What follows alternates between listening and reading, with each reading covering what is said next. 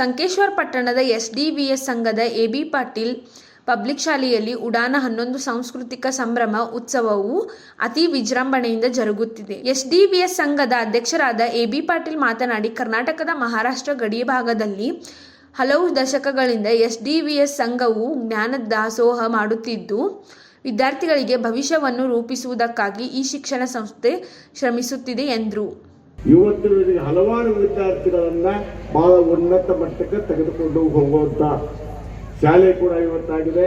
ನಾನು ಬಹಳ ಹೆಮ್ಮೆ ಪಡ್ಬೇಕಾಗ್ತದೆ.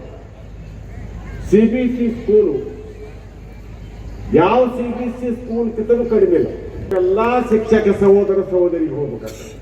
ನಿಡಸೋಶಿಯ ನಿಜಲಿಂಗೇಶ್ವರ ಮಹಾಸ್ವಾಮೀಜಿಗಳು ಮಾತನಾಡಿ, ಕಲಿಕೆಗೆ ಭೇದ ಭಾವ ಇರುವುದಿಲ್ಲ.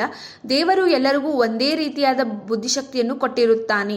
ಆ ಬುದ್ಧಿಶಕ್ತಿಯನ್ನು ಸೂಕ್ತ ರೀತಿಯಲ್ಲಿ ಬಳಸಿಕೊಂಡು ಉತ್ತಮ ವಿದ್ಯಾರ್ಥಿಗಳಿಗಾಗಿ ಹೊರಹೊಮ್ಮಬೇಕು ಎಂದರು. ಅವನ ಹುಡುಗನೋ ಅವಳು ವಿದ್ಯಾರ್ಥಿನೋ ಅನ್ನೋದು ಬಹಳ ಮುಖ್ಯ ಅಲ್ಲ, ಅವರೊಳಗೆ ನಾವು ಏನು ತುಂಬುತ್ತೀವಿ ಅನ್ನೋದು ಮುಖ್ಯ.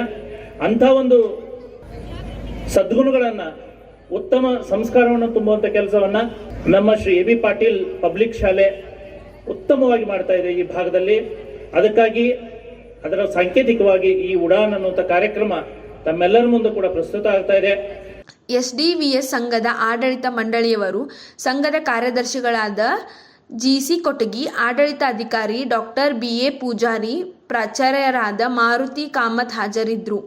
ನಂತರ ವಿದ್ಯಾರ್ಥಿಗಳಿಂದ ಸಾಂಸ್ಕೃತಿಕ ಕಾರ್ಯಕ್ರಮ ಜರುಗಿದವು. Sachin Kamble, KMM news, Hukkeri.